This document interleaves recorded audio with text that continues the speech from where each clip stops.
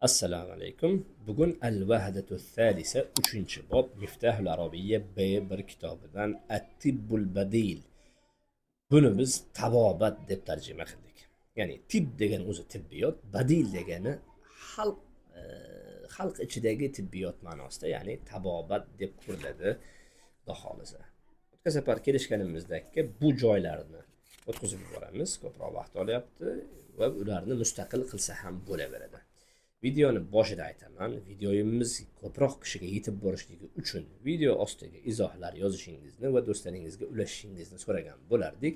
Bu bizni faoliyatimiz yanada ko'proq shaxslarga yetib borishligiga turtki beradi. At-tibbul badil, ya'ni tabobat.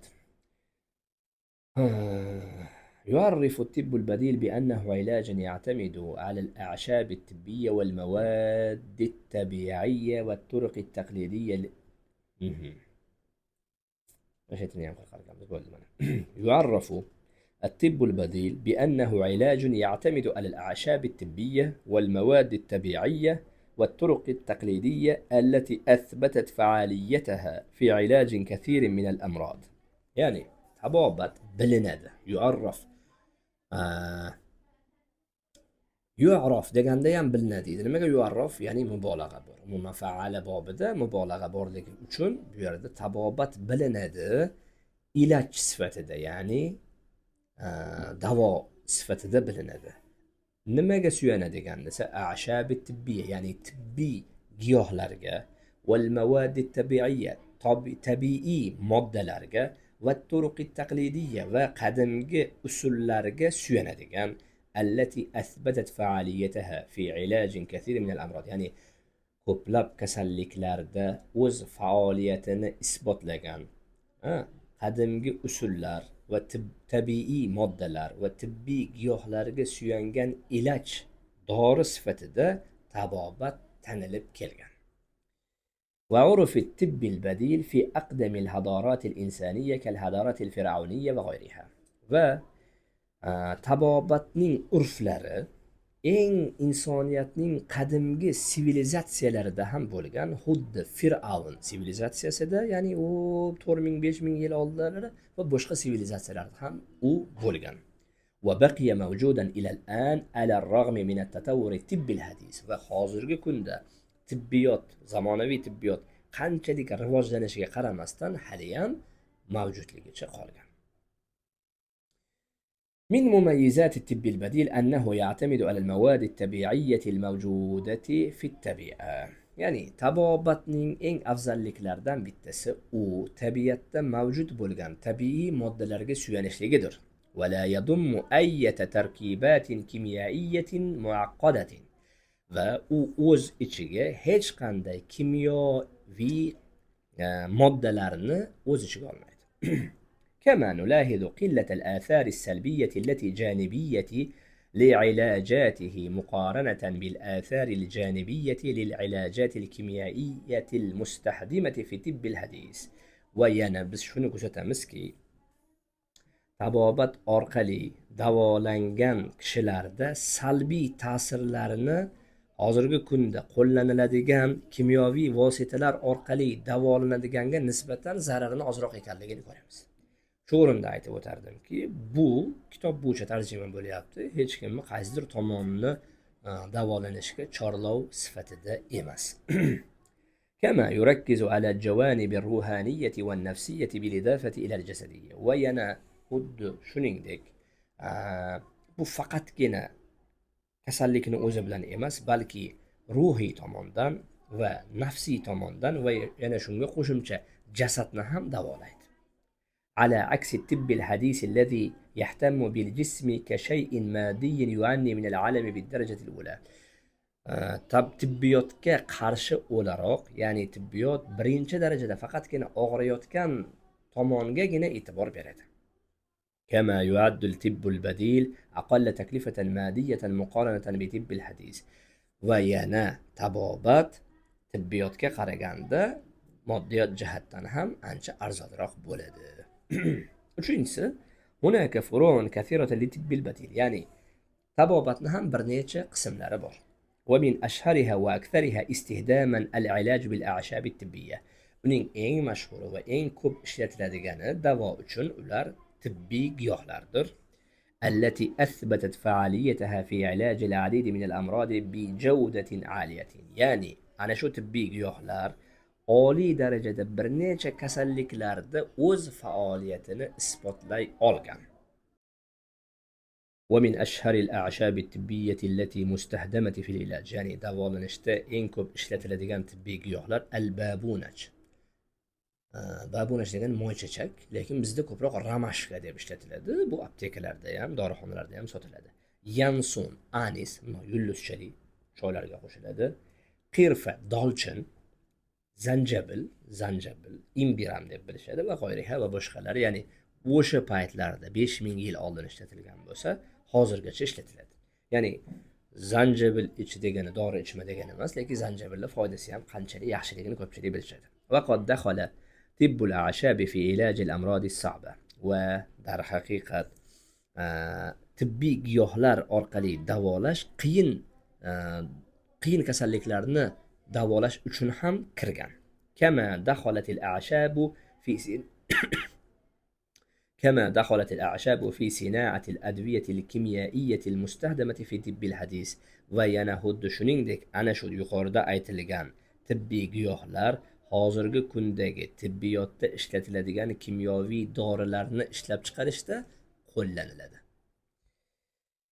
العلاج بالهجامة من أهم طرق الطب النبوي الذي حث على التداوي بالهجامة.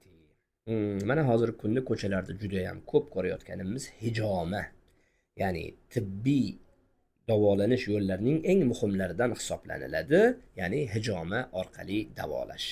Haythu tustahdamu fihi ku'usun hawa'iyyatun li ikhraj ad-dam al-fasid min al-jism lit-takhallus minhu.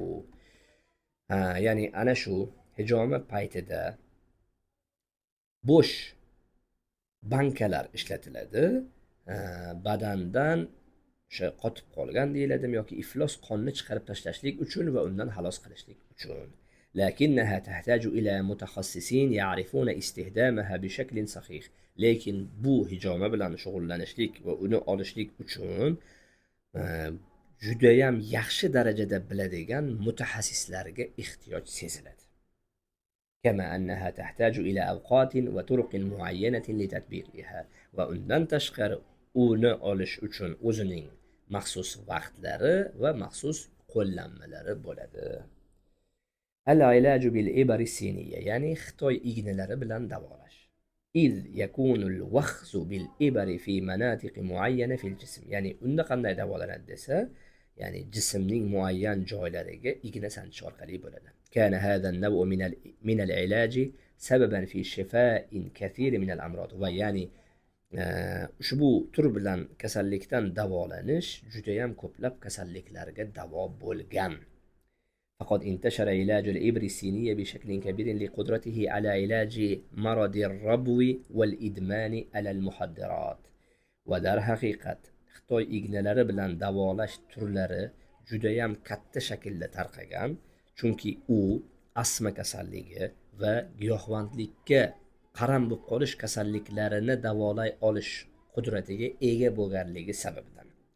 وعلاج الالتهابات العصبية والجسدية. va yana shunga qo'shimcha u asab kasalliklari va tana kasalliklariga ham shifo bo'lgan. لكن هذا النوع من العلاج يحتاج إلى متخصصين ماهرين لممارسته. lekin davolanishning ushbu turi ham mutaxassis mohir shaxslarga ehtiyoj sezadi. Yoga, ya'ni yoga هي نوع من أنواع الرياضة التي تعمل على استرخاء الجسم وتقوية عضلاته. Yoga bu sport turlaridan bir turi bo'lib, u jismni lanjlashtirish, bo'shashtirish va bo'g'imlarni kuchaytirish uchun ishlatiladi. وتعمل على علاج الاكتئاب وخاصة بعد الولادة. va u odatda tushkunlikka tushib qolishlik uchun qo'llaniladi, ayniqsa ayollarda tug'ish jarayonidan keyin shug'ullanish tavsiya qilinadi. وتساعد في تسكين الآلام. va yana u og'riqlarni pasaytirish uchun yordam beradi. وأخيرا هناك العلاج بالأصوات. va yana u yerda eng oxirida ovozlar bilan davolash turi bor. إذ يستخدم بعض الأشخاص الموسيقى الهادئة في علاج أمراض نفسية عدة. ya'ni u yerda ba'zi bir shaxslar tinch musiqani ishlatishadi bir necha kasalliklardan, bir necha ruhiy kasalliklardan davolash uchun va xossatan halatil ittirobat an-nawmi, ayniqsa u uyqu buzilish holatlarida qo'llaniladi. خلاصة القول يعني gapimizni xulosa qilib aytganda إن التداوي بالطب البديل لا يعني عدم التداوي بالأدوية الكيميائية والطب الحديث الذي قدم علاجات فعالة للأمراض. ya'ni yana biz gapimizni yuqorida gapimizni takrorlayaptiki, tabobat bilan davolanish bu hozirgi kunda ko'plab kasalliklarga davolarni taqdim qilgan tibbiyot va kimyoviy dorilardan davolanmaslik kerak degan gapni aytmaydi. ولا بأس من الاعتماد على الطب البديل. lekin tabobatga suyanishlikning ham yomon joyi yo'q. لكن تجب استشارة الطبيب خوفا من حدوث مشكلات أثناء العلاج. lekin o'sha shifokor bilan maslahatlashib, ya'ni shifo davolanish paytida yuzaga kelishi bo'lgan muammolardan qo'rqib shifokor bilan maslahatlashish kerak. ولا بد من الحذر والانتباه عند التفكير في الذهاب إلى طبيب يعالج بالطب البديل، إذ يجب أن يكون متخصصا عارفا في هذا المجال. وينا tabobat bilan davolaydigan tabibni oldiga borishda yaxshilab o'ylab ehtiyot bo'lish kerakki, ya'ni u ushbu sohani bilgan haqiqiy mutaxassis bo'lishligi kerak. Hammangiz sog' bo'linglar.